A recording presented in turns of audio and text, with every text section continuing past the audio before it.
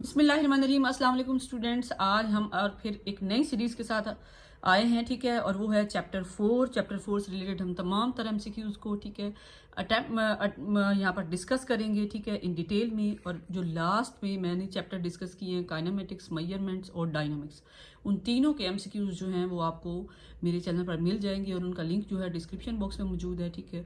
और अगर तो आप मेरे यूट्यूब चैनल पर नए हैं तो प्लीज़ मेरे चैनल को सब्सक्राइब कीजिए, लाइक कीजिए और दोस्तों के साथ शेयर कीजिए।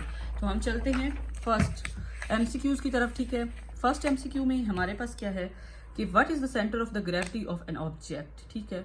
आपको अच्छे से पता है और आपने डेफिनेशन भी पढ़ रखी है कि वो जगह, जो वो पॉइंट जहाँ पर पूरी बॉडी का जो वेट होता है वो एक्ट कर रहा होता है, तो हमारे पास कौन सा ऑप्शन ठीक होगा?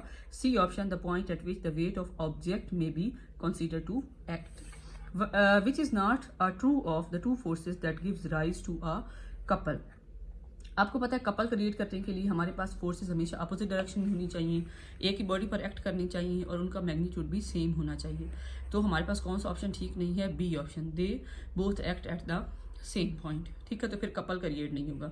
B option is a correct option. नीचे इसकी डिटेल दी गई है, वो पढ़ सकते हैं। उसके बाद जी चलते हैं क्वेश्चन नंबर 3 की तरफ। A submarine descends vertically at constant velocity. The three forces, ठीक है, acting on the submarine are viscous, drag, upthrust and weight. Which relationship between their magnitude is correct? अच्छा, आप बताएं कि हमारे पास अगर सबमरीन पानी पर मूव कर रही है तो जितनी भी फोर्सेस उसके ऊपर पानी की तरफ से एक्ट हो रही होती हैं, उसका वेट उनसे क्या होना चाहिए? ज़्यादा होना चाहिए। अगर फोर्सेस ज़्यादा हो जाएंगी तो वो उसे पानी के अंदर डिबो देंगी। तो हमारे पास कौन सा ऑप्शन इसके अकॉर्डिंग ठीक होगा? D, weight is greater than up thrust. A constant velocity there is a no net force, ठीक है, वेट इक्वल है अप थ्रस्ट प्लस ड्रैग के। तो हमारे पास ये वेट ज़्यादा होना चाहिए इन तमाम फोर्सेस से, ठीक है। हाँ जी, हम चलते हैं क्वेश्चन नंबर 4 की तरफ। An object is in a space capsule orbiting the earth to seems to be floating. Which statement describe the force acting on the object. हमारे पास एक स्पेस में ऑब्जेक्ट जो है वो अर्थ के अराउंड क्या कर रहा है? मूव कर रहा है, ठीक है, इस तरह से। तो किस फोर्स के तहत मूव कर रहा है?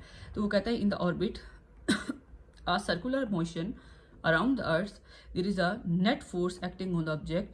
In this case it is the weight or the gravitational force on the object by the earth which results in a circular motion. वो किसकी वजह से मूव कर रहा होता है? वो हमारे पास उसका वेट होता है जो उसे इस काबिल बनाता है कि जो उसे मूव करवाता है। तो हमारे पास डी ऑप्शन ठीक होगा।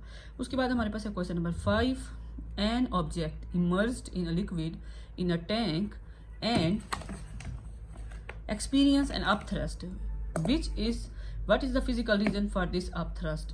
हमारे पास देखें कि आप जैसे जैसे पानी के अंदर मूव करते हैं तो आप पानी के अंदर तब इमर्ज होते हैं लिक्विड में, जैसे जैसे जाते हैं तो आपकी प्रेशर क्या होगा? बढ़ेगा, कम होगा। The density of the body differs from the liquid, the density of the liquid increases, the pressure in the liquid increases in the depth, the value of the G will be increases in the depth. वो क्या कहता है? The pressure in the liquid is given by P equal rho G H. तो where H is the depth. जितनी depth ज़्यादा होती जाएगी उतनी ज़्यादा हमारे पास उस पर प्रेशर जो है वो माया का बढ़ता जाता है।